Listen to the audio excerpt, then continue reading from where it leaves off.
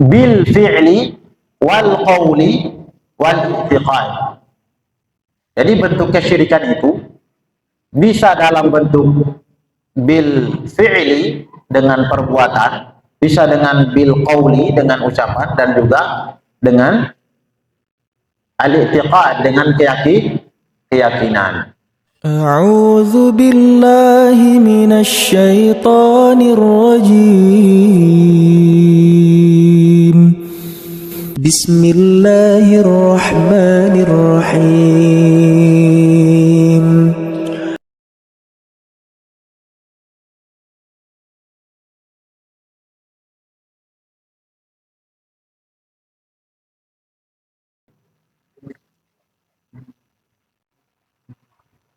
Bismillahirrahmanirrahim. Assalamualaikum warahmatullahi wabarakatuh.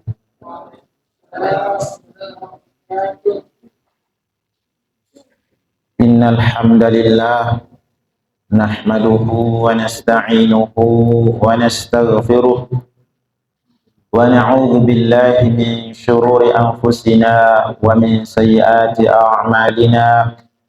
من يهده الله فلا مضل له ومن يضلل فلا هادي له أشهد أن لا إله إلا الله وحده لا شريك له وأشهد أن محمدا عبده ورسوله لا نبي ولا رسول بعده.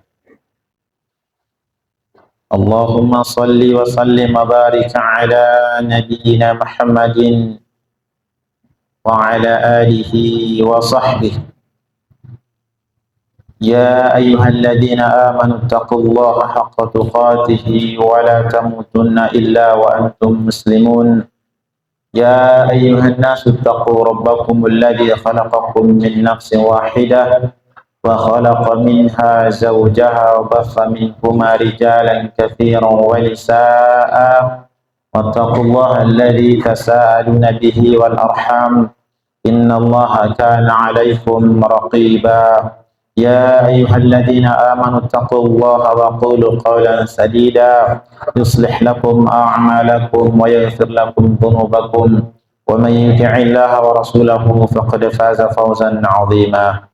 أما بعد فإن أصدق الحديث كتاب الله وخير الهدي هدي محمد وشر الأمور محدثاتها وكل محدثة بدعة وكل بدعة ضلالة وكل ضلالة في النار.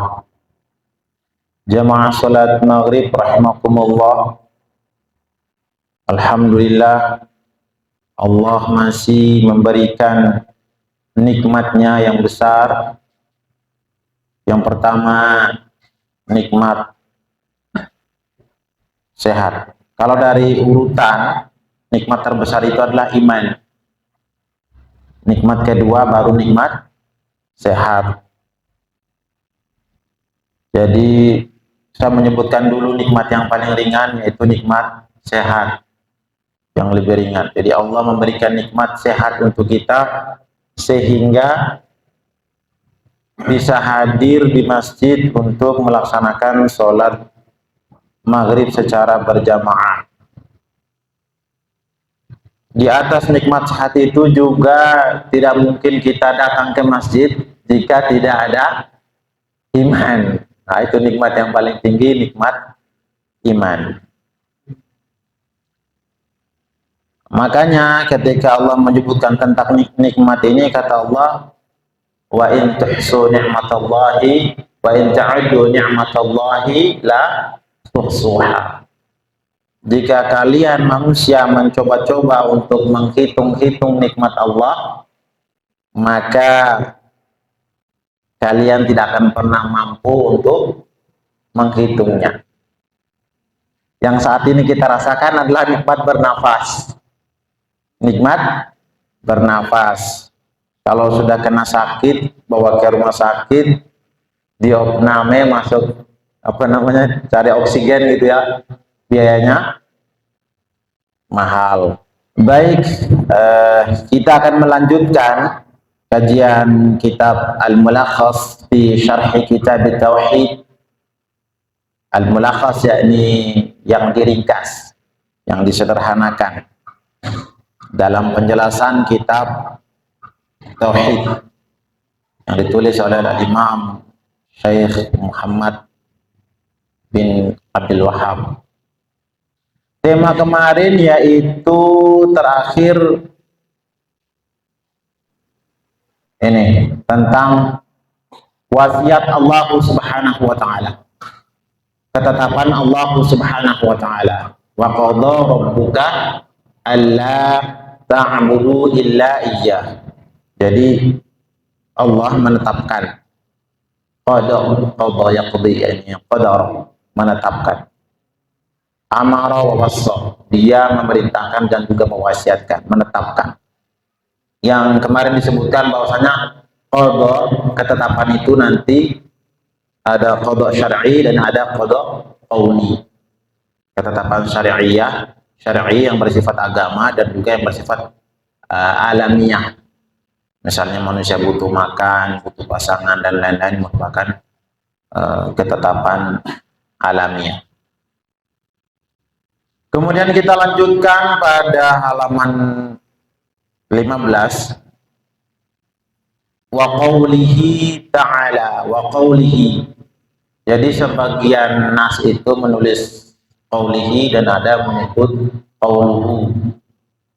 Kalau qawlihi berarti menyimpan jumlah, namanya takdir, yakni wa ati bi qawlihi ta'ala, dan saya membawa dengan firman Allah.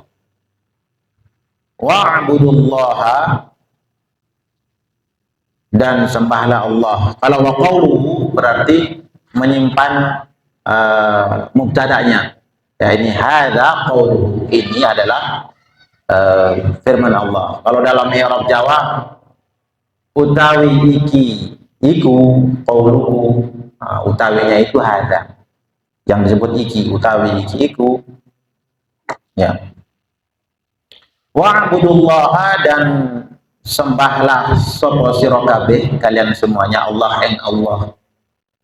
Sembahlah kalian semuanya kepada Allah Subhanahu wa taala, wala tusyriku bihi, dan jangan engkau mempersekutukan dengannya siapa Allah. Jangan mempersekutukan terhadap Allahinya itu kembali kepada Allah syai'an ing sesuatu. Datang dalam bentuk nakirah. Ini dalam surah An-Nisa ayat 36. Kalau jenengan mau baca bersama-sama ini, yang perlu perhatian adalah huruf ain. Huruf ain. Jadi wa'budullaha.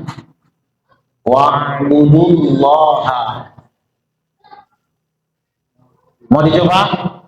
Kita coba. A'udzu billahi minasy syaithanir rajim.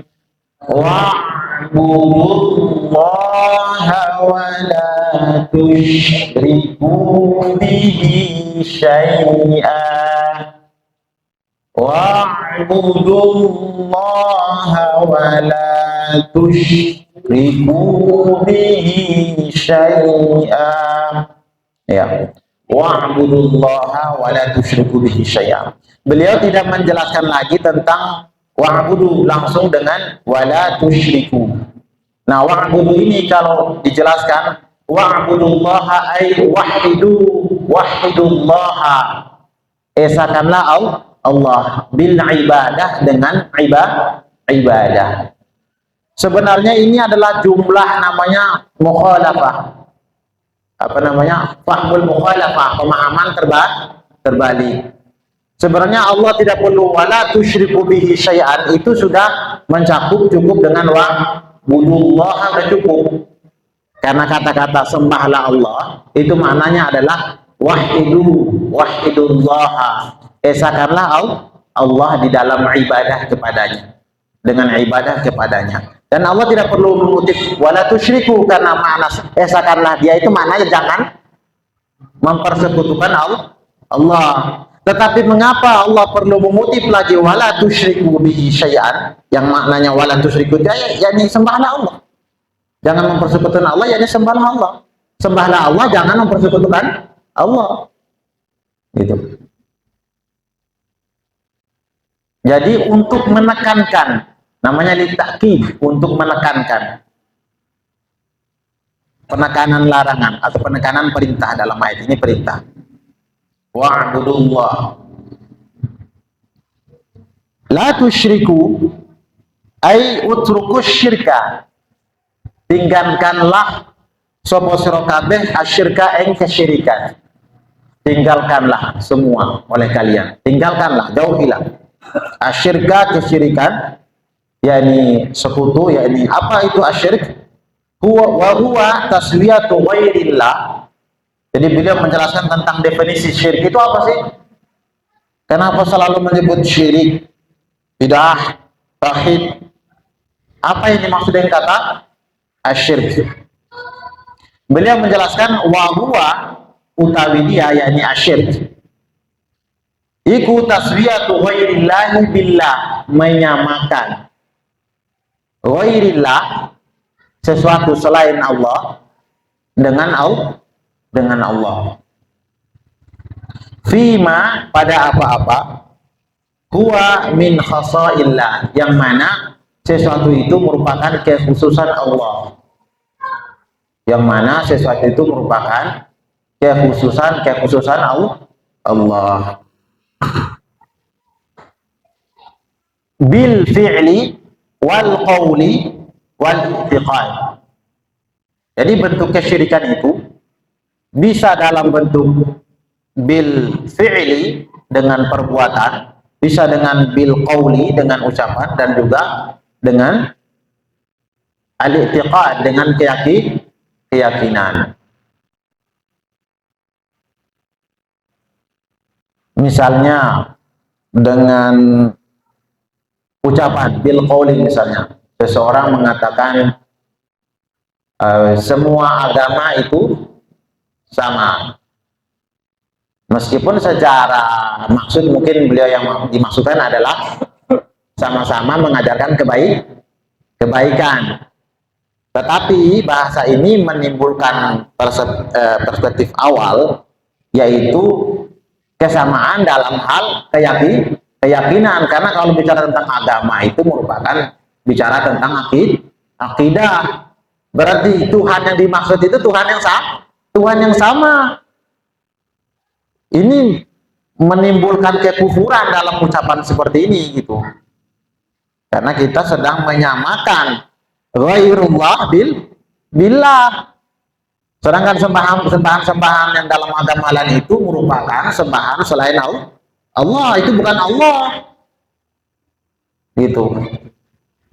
Mungkin dalam ucapan itu hal yang ringan, karena dalam ucapan itu hal yang ringan, tetapi ketahuilah dengan ucapan itu Anda disebut sebagai seorang muslim, dan dengan ucapan juga Anda disebut seorang non-muslim, kafir. Ketika seorang mengucapkan la ilaha illallah Muhammadur Rasulullah, maka dia dianggap muslim hanya dengan ucapan. Jika seseorang mengatakan itu kan hanya sebuah ucapan saja, gitu. Jika hanya sebuah ucapan, seseorang mengatakan istri saya talak kamu, talak jatuh.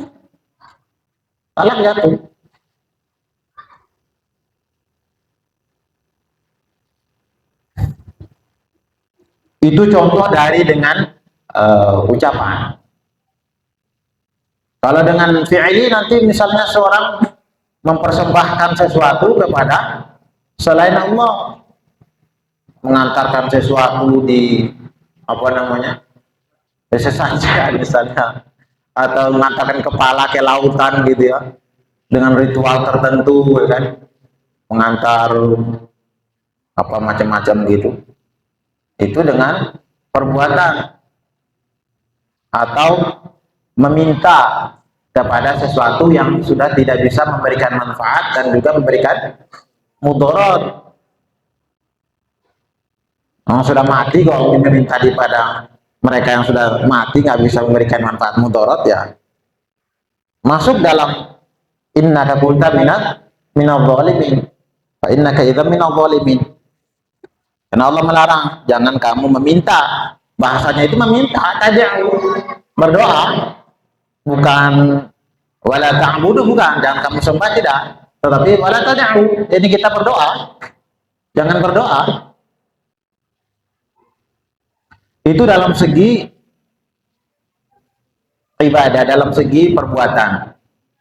Dari segi perbuatan, bentuk yang melanggar dari kekhususan kepada Allah. Jadi misalnya mengangkat tangan ketika menghormati bendera, itu apakah mempersekutukan Allah atau tidak? Mengangkat tangan ketika mengangkat bendera di dalam perbuatan itu tidak menyerupai ibadah kepada Allah, tidak seperti ruku. Nah, kalau kita ruku kepada bendera, nah itu jatuh dalam perbuatan yang menyamakan kekhususan kepada Allah. Karena kepada Allah kita ruku, sedangkan kepada bendera kita juga ruku. Nah itu nggak boleh. Kalau kepada bendera kita Allah Indonesia itu, atau macam apa, kita menyebut bendera besar gitu, bendera besar baru kita Indonesia, itu menyerupai kepada beribadah kepada Allah. Ar-Royah Al-Kabirah, Ar-Royah Akbar, bendera ini besar. Nah, itu nggak boleh. Tapi kalau hanya sekedar gini, insya Allah tidak mengapa. Kalau terlalu, saya tidak boleh terlalu menjongkok ya. Memang dalam syariat itu kita dilarang juga untuk berjongkok kepada makhluk ya. Jadi sederhana saja dan tidak terlalu membungkuk kepada senang manusia ya. Ya. Jadi tidak terlalu gitu. Karena sebagian di masyarakat juga terlalu berlebihan ya. Itu khawatir nanti kita lebih mengagungkan manusia dibandingkan Allah secara perilaku. Jadi perlu dijaga yang hal-hal yang seperti itu gitu. Itu dalam segi perbuatan. Kalau dalam segi i'tiqad, dalam segi keyakinan, misalnya bintang jatuh bisa mendatangkan mudarat dan manfaat, atau misalnya keris pusaka yang disimpan lama gitu kan. Wow, ini keris ini dari zaman nenek moyang ini, kalau saya pegang keris ini banyak rezeki ini. Simpan ini, nggak boleh jangan main-main ini. Kalau dicabut ini udah ada makanannya ini. Jadi jangan dicabut sembarangan gitu ya. Itu keyakinan seperti itu yang perlu diperbaiki, perlu diluruskan.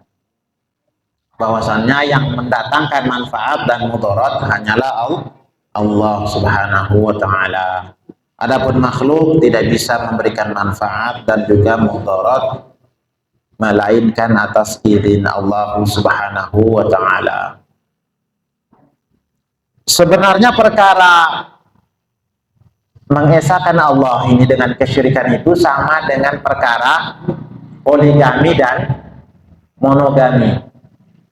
Sama dengan monogami dan juga poligami. Monogami itu satu pasangan, sedangkan poligami itu pasangannya lebih dari satu. Tetapi perempuannya satu, laki-lakinya satu, perempuannya lebih dari satu, bukan sebaliknya. Ya, kalau sebaliknya namanya poliandri. Ya, poliandri. Kalau sebaliknya itu poliandri.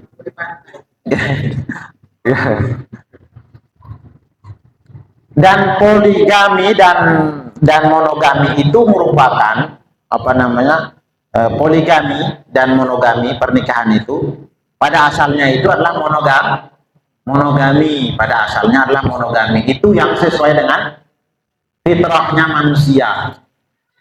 Jadi fitrahnya manusia dengan semua ini adalah tidak mau diduakan. Siapa dari antara jenengan yang mau diduakan? Ayo angkat tangan. Nggak ada manusia yang mau diduakan. Pada asalnya begitu, fitrahnya begitu. Nah, fitrah itulah yang diwariskan oleh Allah kepada makhluk. Allah punya sifat seperti itu. Maksudnya tidak sedang menyamakan sifat manusia dengan Allah, tapi jika dipermisalkan hampir seperti itulah, mirip-mirip seperti itu. Makanya dalam hal tauhid ini kata Allah, faqim wajhaka lid-dini hanifa fitratallahi allati fatara an-nasa 'alaiha la tabdila li khalqillah. Tegaklah wajah kalian kepada agama Allah yang lurus, sebagaimana fitrah Allah menciptakan kamu di atas hal itu. Jadi Allah menciptakan manusia di atas fitrah mengesahkan Allah, tauhid. Esanya fitrahnya manusia itu seperti itu. Karena manusia sebelum keluar itu sudah diambil kesaksiannya untuk membuktikan hal itu. Makanya dalam perjalanan Rasul Sallallahu Alaihi Wasallam itu yang lebih lama itu adalah monogami. Jangan terlalu berdalil kami ini poligami mengikuti sunnah Rasul. Tapi itu poligami datangnya kan setelah monogami kan, berapa tahun itu? Hampir 30 tahun kan? Hampir 30 tahun. 28 lah mungkin kira-kira. Menikah usia 25 tahun, dari Nabi 40 tahun, hijrah di usia 53 tahun. Ya kan? Dengan 13 tahun di Mekah. 15 tambah 13 28 tahun. Ke Madinah hanya 10 tahun. Ya meskipun nanti beliau itu menikahnya itu poligaminya di Makkah juga, tapi setelah meninggal Khadijah. Jadi beliau itu lebih lama sebenarnya, mungkin sekitar berapa ya, 20 tahun lebih lah jika dibandingkan dengan poligaminya gitu. Makanya ayat yang menerangkan tentang poligami itu adalah datang dengan syarat. Wa in dalam An-Nisa ayat 3, wa in khiftum alla tuqsitu fil yatama baru fankihu ma tabalakum minan nisa'i mahna wa thulatha wa ruba'. Tapi asalnya datang wa in khiftum, jika kamu takut alla tuqsitu dan kamu tidak bisa berlaku adil, takut karena tidak bisa berlaku adil dalam hak-hak anak yatim yang dinikahi itu, maka nikahi yang lain. Tambah, boleh. Maka datang dengan syarat. Kalau syarat kan berarti tidak pokok. Tidak pokok. Bukan asal. Asalnya itu monogami. Kalau diberikan kelebihan, berarti kalian yang poligami ini menyimpang dari fitrah. Ini bentuk namanya fadlah, pengelebihan. Bentuk Allah melebihkan. Walirrijali alaihinna darajah. Bagi laki-laki itu atas mereka para perempuan darajah. Dalam Al-Baqarah 228, walirrijali alaihinna darajah. Bagi laki-laki terhadap wanita itu darajah. Ay manzilah, beberapa derajat, kedudukan, ditinggikan. Apa yang ditinggikan? Dalam bentuk apa? Dalam bentuk fisik, kekuatan, dalam bentuk infak, nafkah keluarga, dalam bentuk bisa memberikan perjuangan, pengorbanan, mesti pergi jihad, di medan jihad. Kan perempuan kan nggak bisa pergi ke medan jihad bawa pedang gitu kan, nggak bisa gitu. Jadi dilebihkan itu. Artinya Allah memandang laki-laki itu mampu gitu. Dan juga tujuan dari pernikahan merupakan apa? Untuk memberikan keturunan. Kalau dengan poligami misalnya 4 lah, apakah ada peluang dalam 1 tahun bisa menghasilkan keturunan 4 istri? Ada peluang? Bisa menikah dengan 4 istri dalam 1 tahun yang sama, ini bisa punya peluang punya anak 4. Tetapi kalau dengan poliandri, perempuan 1, laki-laki 4, apakah punya peluang untuk dapat anak 4?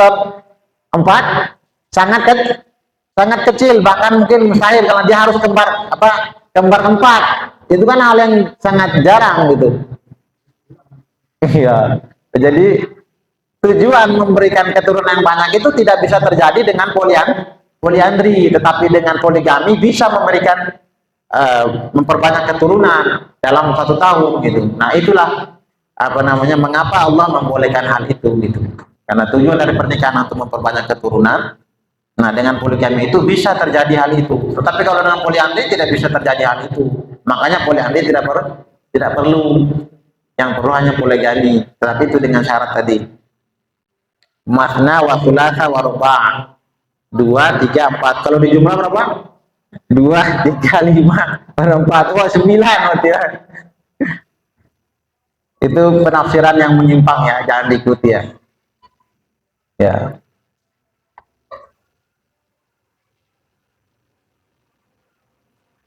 Syai'an nakiratun fi siyaqin nahyi.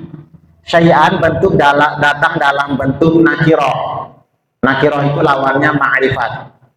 Artinya masih bentuk umum. Belum diikat dengan al-ta'rif, al-ma'rifat.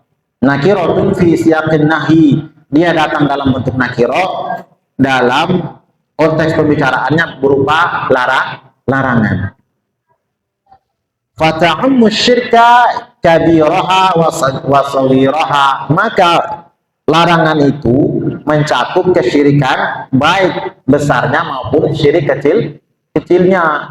Jangan sampai nanti wah itu kan karena bentuk ini nakirah maka yang dilarang itu hanya yang besar, berarti yang kecil boleh. Tidak, justru karena datanya bentuknya nakirah berarti maknanya umum. Segala sesuatu semuanya umum gitu. Nah sehingga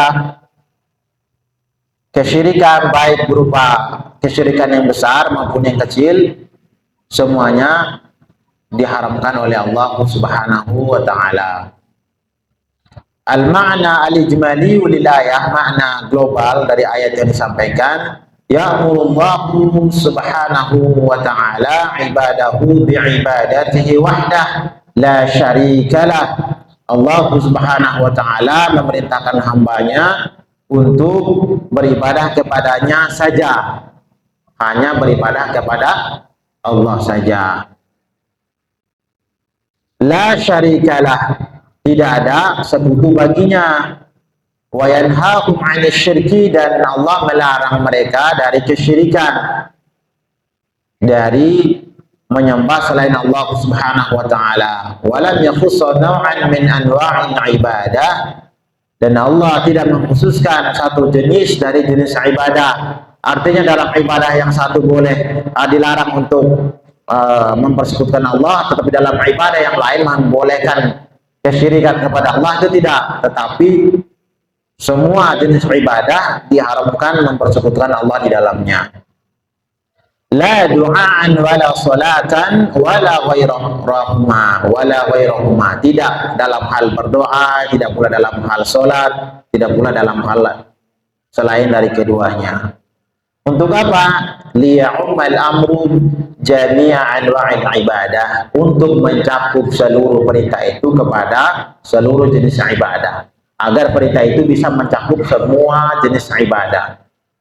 Walam yakhussa naw'an min anwa'il syirk, dan Allah Subhanahu wa taala tidak mengkhususkan satu jenis dari jenis kesyirikan. Untuk apa? Liya'umman nahyu jami'an anwa'il syirk, agar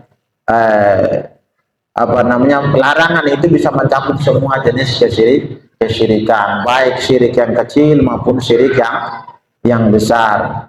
Jangan sampai nanti kita menganggap ini kan syirik yang kecil, misalnya ingin dipuji, ria, ingin didengar orang bahwasanya nih, oh nih dia ibadahnya bagus gitu ya, oh dia gini-gini, itu masuk dalam hal bentuk kesyirikan yang asghar, kesyirikan kecil. Tetapi meskipun kecil juga tetap dilarang oleh Allah Subhanahu wa taala. Kalau dengan baca surah Al-Kahfi dalam ayat terakhirnya itu, kata Allah Subhanahu wa taala, "Qul innama ana basyarun mithlukum." Dengan hafal surah Al-Kahfi ayat 110 yang terakhir, Qul innama ana basyarun mithlukum. yuha ilayya annama ilahukum ilahun wahid. Yuha ilayya annama ilahukum ilahun wahid. Katakanlah bahwasanya aku ini manusia biasa seperti kalian juga. Kata Allah kepada Nabi untuk sampaikan kepada umat, aku manusia seperti kamu, manusia biasa, bashar, yang makan, minum, yang berumah tangga, punya anak, sama.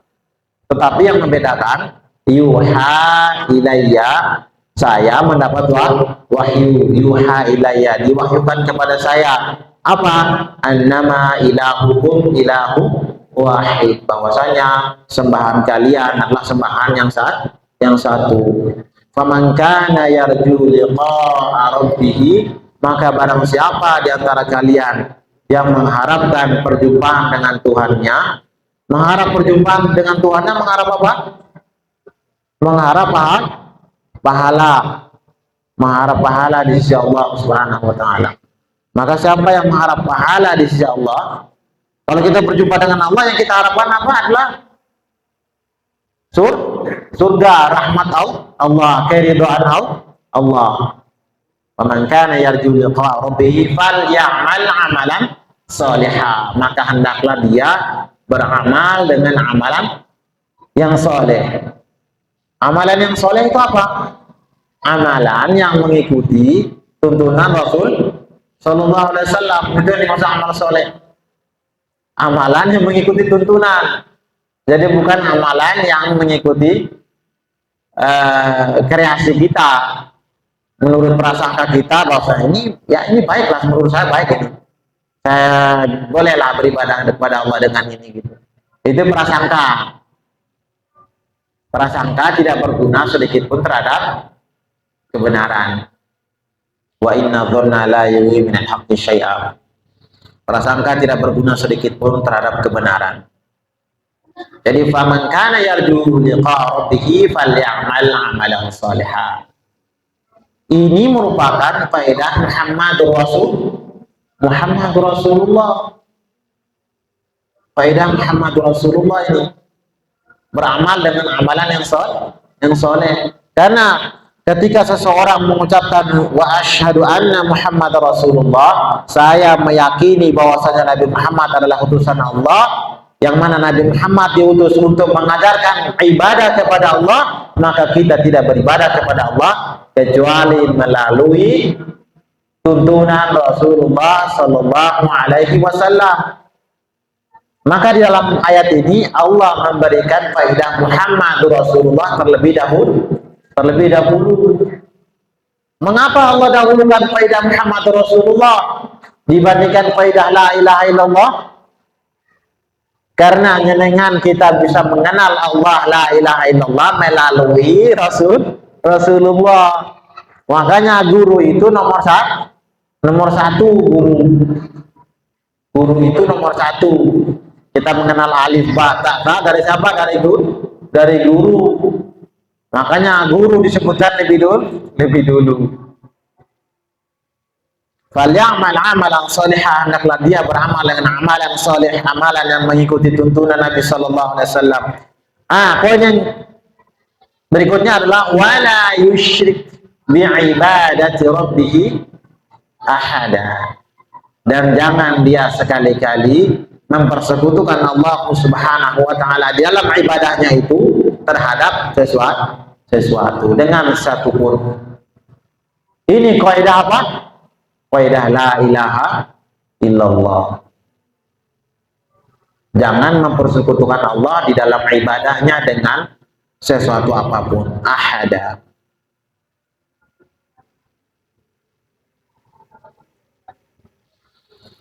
Munasabatul ayat lil bab, kesesuaian ayat terhadap bab, annaha ubtudiat bil amri bit tauhid wan nahyi 'anil syirki.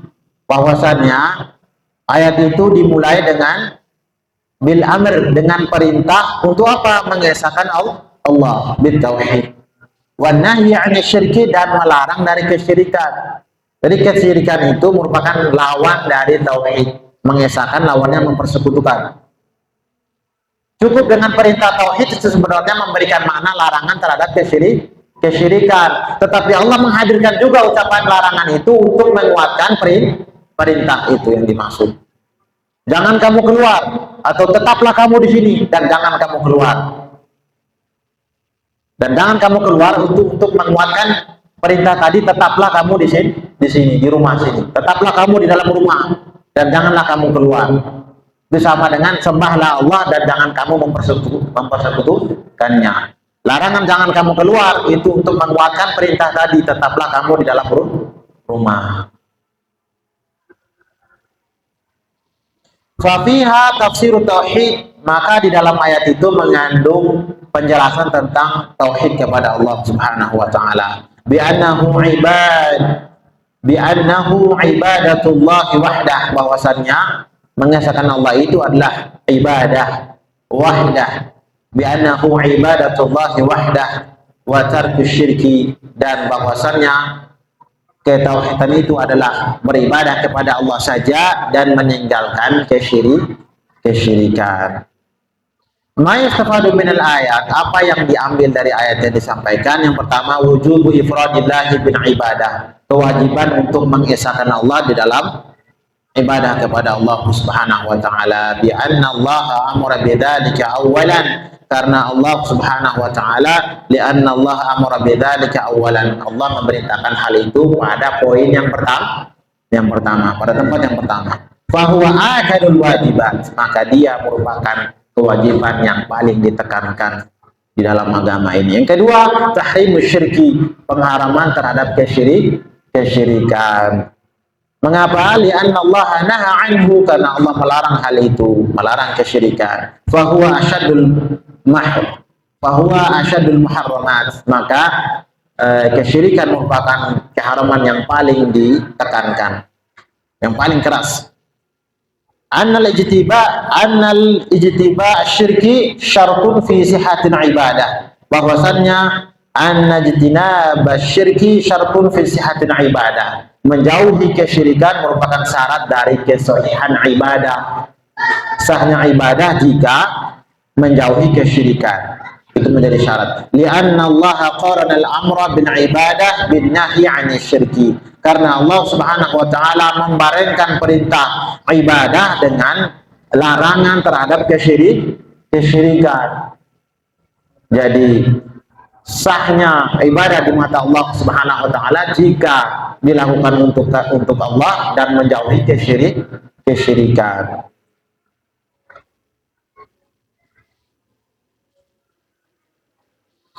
Yang kemudian yang berikutnya adalah anna syirka haramun qalilahu wa katsirahu, bahwasannya kesyirikan itu haram secara mutlak, qalilahu wa katsirahu, sedikitnya maupun banyak. Jangan boleh baca qalilahu wa katsirahu, boleh baca qaliluhu wa katsiruhu.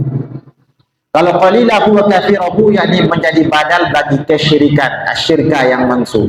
Kalau marfu wa qaliluhu wa katsiruhu menjadi fa'il bagi haram. Apa yang haram? Qaliluhu wa katsiruhu, sedikitnya maupun yang banyak. Kabirahu wa saghirahu, li'anna kalimata syai'an nakiratun fi siyaqin nahyi, karena kalimat kata syai'an yang dikunci dalam ayat merupakan nakirah dalam bentuk umum dalam konteks larangan. Fata'ummu kulla dzalik, maka mencakup semuanya, baik yang kecil maupun yang besar, semuanya haram.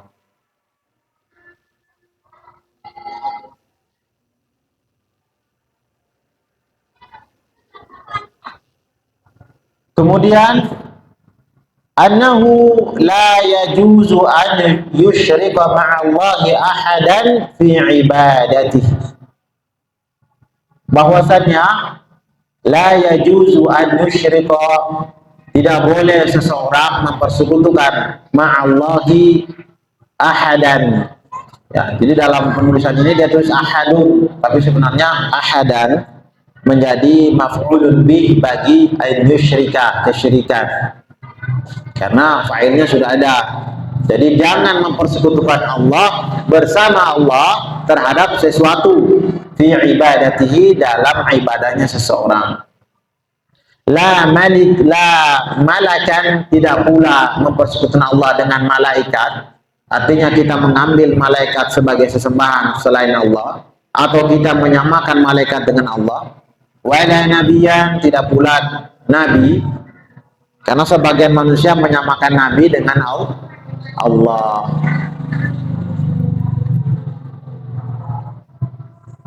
Orang Nasrani kata Allah mengatakan Isa ibnullah. Isa itu adalah anak Allah. Karena Isa anak Allah, makanya dia disamakan dengan Allah. Pada kesempatan lain dikatakan Isa itu merupakan kalimatullah. Oh, Isa itu merupakan firman Allah. Kalau firman itu merupakan bagian dari Allah, kalau dia bagian dari Allah, maka dia sama dengan Allah, sehingga disamakan. Uzair, orang Yahudi menganggap Uzair anak Allah. Wa qalatil yahudu Uzair ibnullah. Orang Yahudi mengatakan Uzair anak Allah. Jadi larangan ini karena sudah berlaku, sudah terjadi itu. Jangan sampai kita menganggap ini hanya sebuah larangan yang mungkin saja tidak terjadi. Tetapi tidak demikian, karena hal itu sudah terjadi.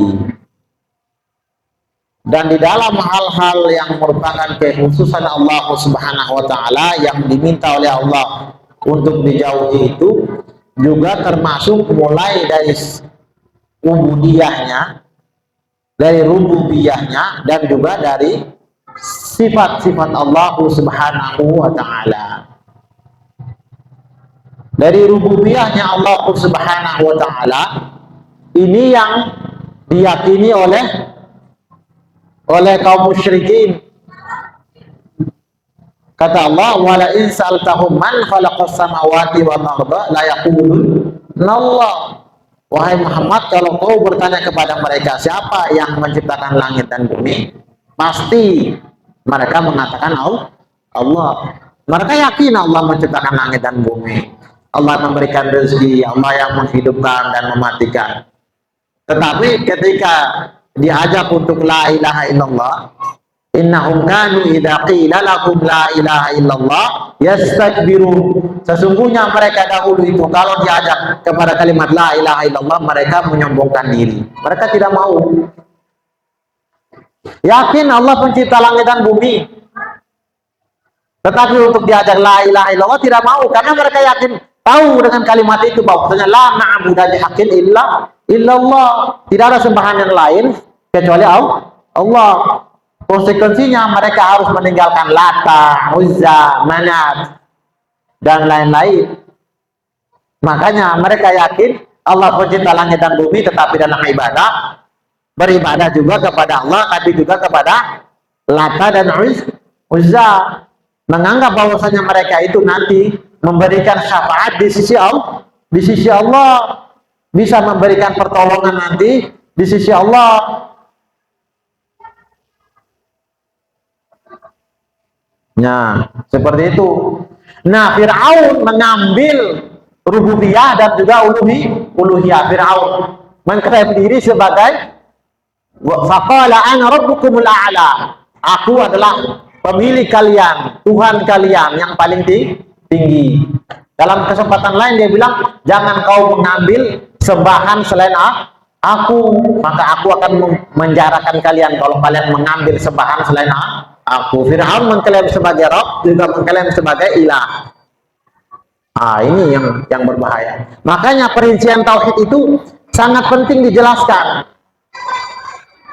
Pengesahan Allah terhadap rububiyah, pengesahan Allah terhadap uluhiyah, dan juga terhadap sifat sangat penting. Dan Allah rincikan itu. Allah rincikan itu di dalam surah Maryam ayat 65 itu. Allah rincikan itu. Rububiyahnya, uluhiyahnya, dan juga sifatnya. Harus diesakan semua. Jangan sampai nanti yakin Allah Tuhan, Allah pemilik langit dan bumi, tetapi ibadah masih mempersekutukan Allah. Sudah yakin Allah pencipta, ibadah hanya untuk Allah, tetapi dalam sifatnya Allah macam-macam.